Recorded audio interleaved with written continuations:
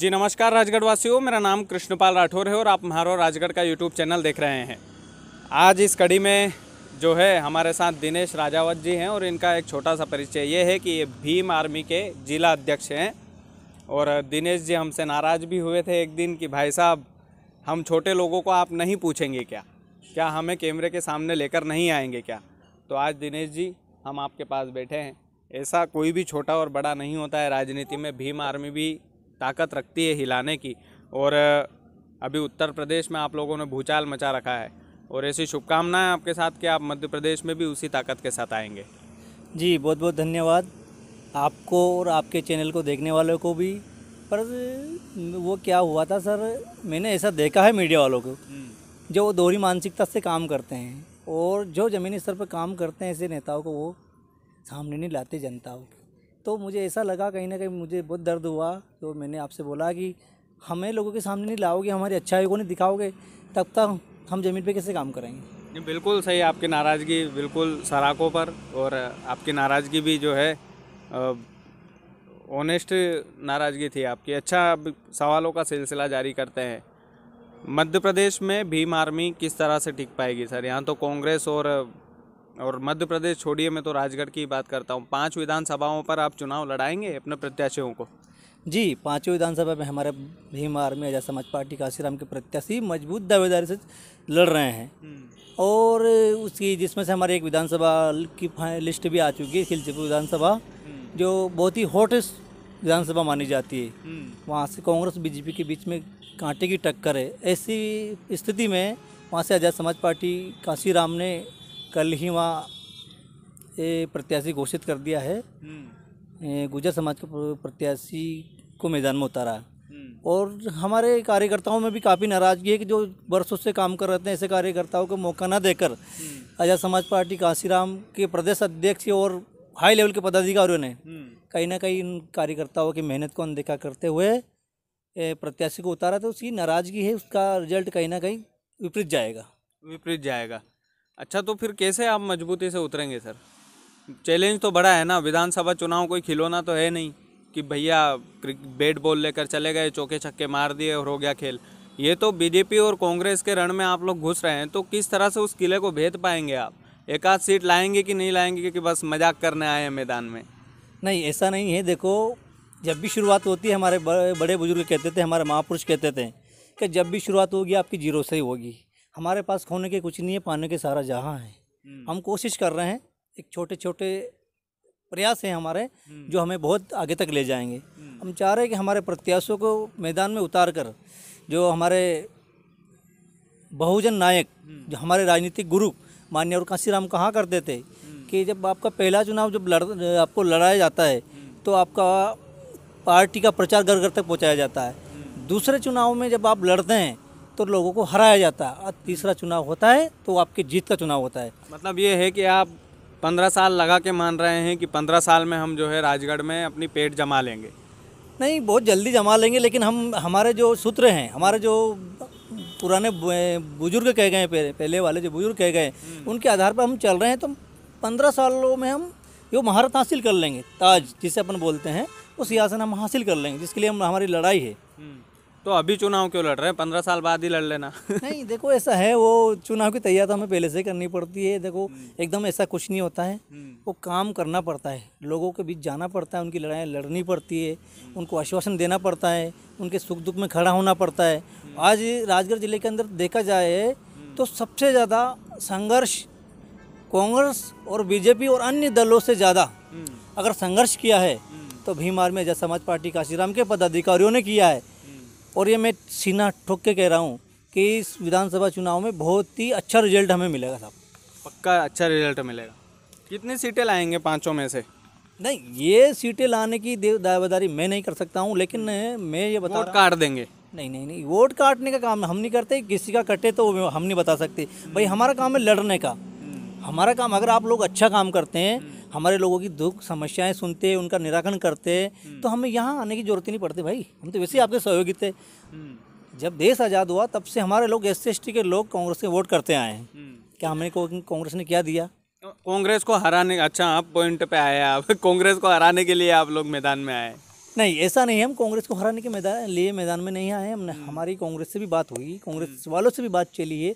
देखो भाई, आप लोगों ने हमारे लोगों को इतना प्रताड़ित कर दिया है और इतना मतलब उनका वोट बैंक के रूप में आज तक आप लोगों ने इस्तेमाल किया है। इसके अलावा आपने कुछ नहीं समझा उनको, ना बीजेपी ने समझा है। भाई कांग्रेस किस बेस पे चुनाव लड़ती है, बीजेपी किस बेस पे चुनाव लड़ती है? कोई तो प्रोपेगेंडा होना चाहिए इनके पास। आपके पास क्या प्रोपेगेंडा है?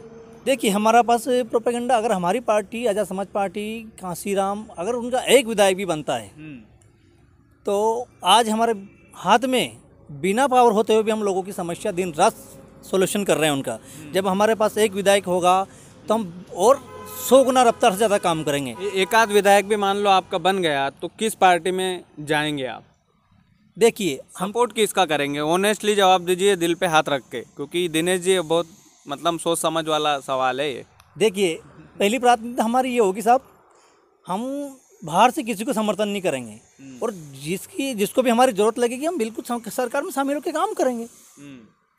मतलब जिस रेस को घोड़ा जीता उस तरफ आप हो जाएंगे, ऐसा? हाँ, बिल्कुल बिल्कुल हो जाएंगे, लेकिन सरकार में शामिल होकर काम करेंगे। बाहरी समर्थन हमारा किसी को नहीं रहेगा। बाहरी समर्थन रहेगा ही नहीं? बिल्कुल नहीं। मान लीजिए कांग्रेस और भाजपा में टाई हो गया, एक उदाहरण मैं बता रहा हूँ, राजगढ़ जिले से एक आध सीट आपने निकाल भी ली, तो वो सीट किसको जाएगी? फिर तो करोड़ों रुपए माला माल हो जाएंगे आप। नहीं, हम हमारे समाज के अधिकारों के साथ खिलवाड़ नहीं कर सकते हैं। हम जहाँ हमारे अधिकारों की बात होगी, जहाँ हमारी मांगे मानी जाएगी, जहाँ हमारे समाज की मांगे सुनी जाएंगी, हम उन लोगों के साथ कॉम्प्रोमाइज़ की स्थिति में जाएंगे।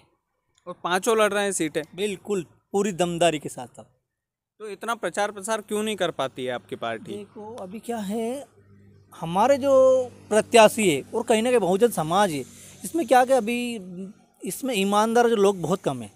ईमानदार मेहनती लोग हैं, पर उनको क्या कि थोड़ा आर्थिक स्थिति से लोग कमज़ोर हैं।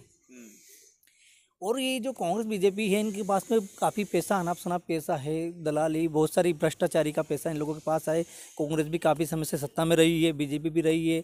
इनको चुनाव लड़ने के लिए 40-40, 45-45 लाख रुपए मिलते हैं। हमारे यहाँ ऐसा नहीं, हमारे यहाँ एक सच्चा कार्यकर्ता, ईमानदार कार्यकर्ता जो पार्टी फंड में पैसे दे के चुनाव लड़ता है। तो आप बताइए, अगर हमें कहीं 40 लाख रुपये दे के कोई चुनाव लड़ा तो हम फाइट नहीं करेंगे? नहीं, वो तो है, लेकिन एक बात ये है ना कि अर्थव्यवस्था जो है वो बहुत ज़रूरी है चुनाव के लिए। तो इस बात में भी तो ये प्रैक्टिकल होकर हमें सोचना पड़ेगा ना। विचारधारा के ऊपर आज की तारीख में तो चुनाव नहीं लड़ सकता व्यक्ति, आज की तारीख में तो चाहिए पैसा। जी, देखिए ऐसा है, हमारे जो समाज के जो राजनीतिक महागुरु जिसको मान्यवर कांसीराम जी कहा जाता था, उन्होंने उनके बलबूते पर उत्तर प्रदेश में 4-4 बार सरकार बनाई है और उन्होंने समाज के दम पर बनाई है। एक नोट एक वोट, जो उनका जो सूत्र था, उस सूत्र के आधार पर हम जा रहे हैं। समाज हमें सपोर्ट भी कर रहा है फाइनेंशियली, और वोट समाज सपोर्ट करेगा, लेकिन बाकी समाज का क्या? वो तो यही बोलेंगे ना कि ये तो दलितों का बोलबाला हो जाएगा फिर अगर इनकी पार्टी का अगर विधायक बन गया तो। नहीं, ऐसा किसने बोला है दलितों की पार्टी? भाई, हम आज SC ST OBC माइनॉरिटी की बात करते हैं। हम समाज में भाईचारा समानता की बात करते हैं। हमने ये नहीं बोला कभी कि हम SC ST के ही लोग हम अपना अधिकार मांगते हैं, जो काफ़ी सदियों से पिछड़े लोग हैं। हमारी बातें कहीं नहीं सुनी गई। आज भी अब बात करते हो, मध्य प्रदेश के अंदर 40 से 45 सीटें SC ST की है, पर वो कहीं ना कहीं कांग्रेस और बीजेपी के गुलाम बन के रह गए हैं। उन्होंने हमारे लोगों का हक अधिकार की बात कहीं भी नहीं की है। आज देखो आप, हमारे लोग हर क्षेत्र में पिछड़े हैं। नहीं, पर जब सीट आती है ना सर, जब सीट हाथ में आती है, जब जीत जाता है आदमी, तो ये जो विचारधारा जो आप बता रहे हैं, इन विचारों से भी समझौता हो जाता है नोट के आगे। तो कहीं ऐसा तो नहीं होगा ना कि पार्टी डगमगा जाएगी आपकी? नहीं, मुझे तो नहीं लग रहा है नोट का आगे हमारे लोगों को सम्मान और स्वाभिमान के साथ कोई समझौता होगा। जो बाबा साहब अम्बेडकर जी ने हमारे लोगों के सम्मान और स्वाभिमान के लिए कोई समझौता नहीं किया। उस ज़माने में कांग्रेस ने, बीजेपी ने उनको, एक बीजेपी तो उस ज़माने में थी नहीं, कांग्रेस थी, कांग्रेस ने उनको काफ़ी कहा है, लेकिन उन्होंने नोटों वोटों को ठुकरा दिया। जब हमारा समाज रहेगा तब हम रहेंगे। समाज रहेगा तब आप रहेंगे। तो बात वही जीरो पे ही आ जाती है अंत में, समाज पर। नहीं, देखो, समाज की राजनीति पूरे भारतवर्ष में चल रही है। आज देखो, राजगीर विधानसभा की बात कर लो, या ब्यावरा विधानसभा की बात कर लो, या सारंगपुर विधानसभा की बात कर लो, या समाज पे ही राजनीति टिकी हुई है भाई। बहुत से अभी दांगी समाज को मिल गया, उधर सोंधिया समाज मांग कर रहा है, तो क्यों ना हम भी, हमारा अधिकार बनता है, हमें भी मिलना चाहिए ना। तो ये तो फिर वोट भर काट पाएंगे ना, वही तो मैं बोल रहा हूँ कि वोट काटने के लिए आप लोग उतर रहे हैं क्या, जीतने के लिए नहीं? नहीं तो ऐसा आपको क्यों लग रहा है भाई? हम तो ये बता रहे हैं आपको। देखो अब खिलचीपुर में हमारे ओबीसी समाज का हमने चेहरा दिया है, तो क्या ये वोट काटने के लिए लग रहा है आपको? बिल्कुल, गुर्जर समाज वोट काटने के लिए उतारा आपने। नहीं, आपने बोला कि गुर्जर समाज का व्यक्ति अगर उतरा है तो वो तो वोट काटने के लिए उतरा है। इसमें कोई डाउट की स्थिति होनी ही नहीं चाहिए। मैंने ये बोला है कि विरोध है हमारे लोगों में। आपके लोगों में विरोध है, पर मैं आपसे बोल रहा हूँ ना कि खिलचीपुर विधानसभा में जो चेहरा है गुर्जर समाज का है कि नहीं है? गुर्जर समाज के वोट काटने के लिए आपने उन्हें उतारा है, और पूरे तो फिर भी नहीं काट पाएंगे, मुझे जहाँ तक भरोसा है। नहीं, मेरा ऐसा कुछ नहीं है। वो हाईकमान का फैसला है, उसमें मेरा कोई इन्वॉल्व नहीं, इंटरवॉल्व नहीं है। मैंने उसका काफ़ी विरोध किया। मैंने कि ऐसा नहीं होना चाहिए। जो जिसने ज़मीन पे मेहनत की है और जिसका हक है वास्तव में, उसको विधानसभा टिकट मिलना चाहिए था। और मैं काफ़ी कार्यकर्ताओं को समझाने का प्रयास कर रहा हूँ, लेकिन वो आग लग चुकी है, वो बड़ी मुश्किल है उसको बुझाना। तो मतलब ये है कि आपकी पार्टी आप ही की नहीं सुनती? फिर तो ये भी बोल दीजिए, फिर तो पद वद छोड़ के बीजेपी और कांग्रेस में शामिल हो जाइए ना। क्यों गमछा डाल के अपन बैठे हुए भीम आर्मी में? नहीं, ऐसा नहीं है। सब जगह चलता है, ये कांग्रेस में भी चलता है, बीजेपी में चलता है। देखो अभी तो आप सुनने में आ रही है कि अभी बीजेपी बड़े बड़े स्टारों को ला रही है मैदान में, तो ऐसा नहीं है, सभी जगह चलते हैं। हाई कमान की बात आपको सबको माननी पड़ती है। तो आत्मसम्मान पे ठेस तो पहुंचे होगी ना आपके? हाँ बिल्कुल, आत्मसम्मान को मुझे काफ़ी ठेस पहुंची है। तो मुझे फिर आत्मसम्मान से समझौता क्यों कर रहे हैं? तो काशीराम जी इनके खिलाफ थे कि जहाँ सम्मान ना मिले वहाँ तो पानी भी नहीं पीना चाहिए व्यक्ति को।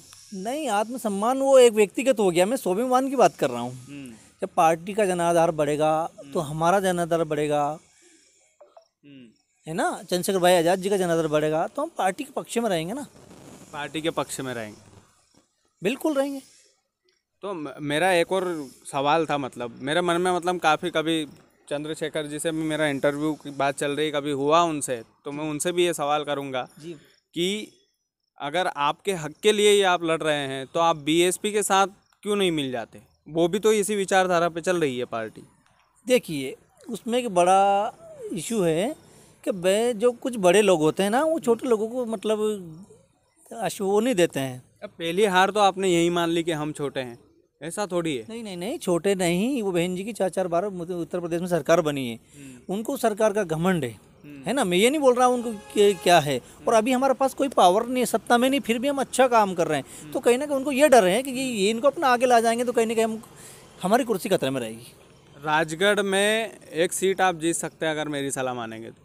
बिल्कुल, प्रयास हमारा पूरा उसी सीट पे है। हम सारंगपुर पर बिल्कुल पूरा प्रयास उसी पे है हमारा कि हम सबसे ज़्यादा फोकस हमारा सारंगपुर पे रहेगा। सब अगर दम लगाएंगे, अगर समाज के लोगों को वाकई में साथ पाएंगे तो यकीन मानिएगा कि गर्दा उड़ा देंगे आप लोग।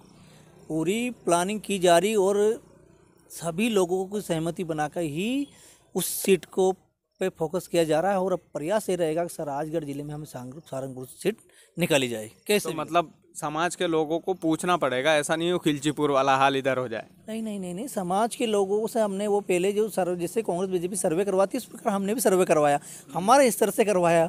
भले हम जब कुछ मीडिया कुछ भी समझे उससे, या फिर जो अन्य राजनीतिक दल उससे कुछ भी समझे, लेकिन हमारे स्तर से हम ठीक काम कर रहे हैं। आपके स्तर पे भी आप सहमत हैं? हाँ बिल्कुल, हमारे स्तर पे हम सहमत हैं और प्रयास ये रहेगा साहब हम फाइट करेंगे। इस बार फाइट करेंगे। ये पहली बार हो रहा है कि चुनाव लड़ रहे हैं आप लोग, की पिछली बार भी आप लोग लड़ चुके हैं? नहीं, मध्य प्रदेश में पहली बार है हमारा। पिछली बार हम यूपी लड़े हैं, बिहार लड़े हैं, मध्य प्रदेश में लड़ रहे हैं, राजस्थान लड़ रही है, छत्तीसगढ़। तो पांचों विधानसभाओं में प्रत्याशी तो उतारेंगे ना? हाँ बिल्कुल, फाइनल है। 5 विधानसभा में प्रत्याशी एंड टाइम पे फॉर्म तो नहीं खींचेंगे पैसों के लालच में आकर? नहीं, क्योंकि लालच तो बढ़ता है और फॉर्म खींचने की नौबत भी आती है, और फिर छोटी पार्टियां क्या है कि यार होना जाना तो कुछ नहीं है, पैसे लेके निकल लो। ऐसा नहीं है, हमने उसका एक तोड़ निकाला है। क्योंकि अक्सर बहुत सारे लोग डर जाते हैं या उसको डराया जाता है, धमकाया जाता है, तो हमने उसका तोड़ निकाला है। भाई हमारे प्रत्याशियों को इस प्रकार से हमने उनको हैंडल किया है कि किसी का भी दबाव आ जाए, प्रभाव आ जाए, लड़ना तो बिल्कुल लड़ना है, किसी प्रकार से कोई कॉम्प्रोमाइज़ नहीं होगा। दबाव प्रभाव में तो चलो लड़ लेंगे, जब सामने पैसों की पेटी रखी होती है तो फिर दबाव प्रभाव काम नहीं करता है सर। फिर तो पैसे की पेटी दिखती है और फिर आदमी जो है मचल जाता है कि अब बस निकल लो, कोई मतलब नहीं है। नहीं, वो स्पेशली मैंने ट्रेनिंग ले चुका हूँ इन लोगों की। भैया आपको पैसे वो भरपूर देंगे, लेकिन इनकम टैक्स डिपार्टमेंट के माध्यम से आपको गिरफ्तार या कुछ फंसाने का जाल साजिश काम भी वही करवाएंगे आपको।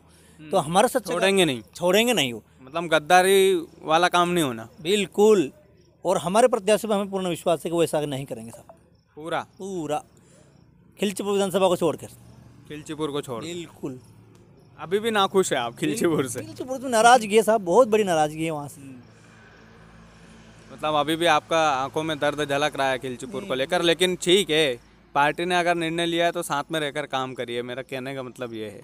नहीं, अभी पदाधिकारियों से उसके बारे में चर्चा विचार विमर्श करेंगे। ऐसा नहीं कि अब किसी को भी उठा के लाओ। वो भी है जैसे वो अन्य पार्टी में होता था, जब लोकसभा की बारी आती थी तो वहाँ से ग्वालियर से पटका जाता था राजगढ़ में। ऐसा हमारा साथ नहीं होना चाहिए, हम उस चीज़ को मान्य भी नहीं करेंगे। देखो, जो जमीनी स्तर पे काम करे उसको टिकट मिले, प्राथमिकता दी जाएगी, उसकी प्राथमिकता दी जाएगी। जो जमीनी स्तर पर लोगों की समस्याएं सुनता है, उसके सुख दर्द में खड़ा होता है, ऐसे लोगों को मान्यता दी जाएगी। चंद्रशेखर आज़ाद जी को कब बुला रहे हैं राजगढ़? देखो, अभी प्रत्याशी की हमारी फाइनल लिस्ट आ जाए, राजगढ़ के चारों प्रत्याशी, एक तो फाइनल हो गया लगभग, 4 और आ जाना, तो उसके बाद में हम प्लानिंग बनाएंगे और बहुत जल्दी उनका कार्यक्रम, उनका हाँ उनका कार्यक्रम, रैली होगी उनकी पक्का?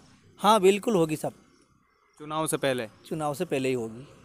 हो सकता है उनको नामांकन में बुलाया जाए, पर ऐसा अगर नहीं होता है तो हम उनको कार्यक्रम चुनाव के दौरान उनको बुलाएंगे।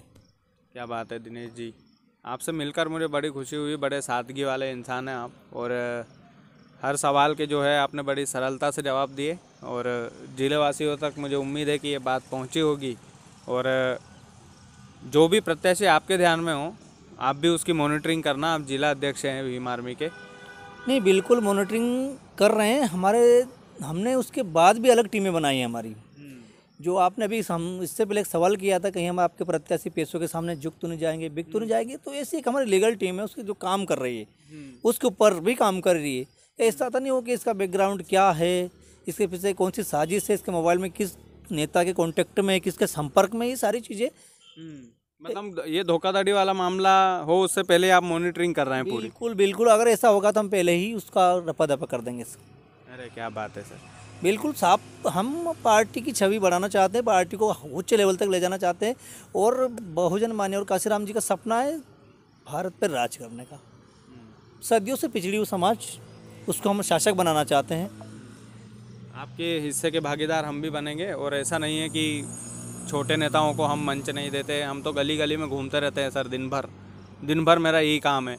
छोटे से छोटा ग्रामीण भी हमारे चैनल पर आता है, अपनी बात रखता है। तो ऐसा कभी ये मानसिकता कभी मत रखना। आगे भी आप जब प्रत्याशी उतारेंगे तो आपके प्रत्याशियों का भी इंटरव्यू करेंगे, उन्हें भी हम मार्केट में लेकर आने का प्रयास करेंगे कि भाई भीम आर्मी भी यहाँ से लड़ रही है और ये 5 प्रत्याशी इनके हैं। तो संभव हुआ तो आपको भी बुलाएंगे डिबेट में, बढ़िया सा कार्यक्रम करवाएंगे, आपसे वादा रहा।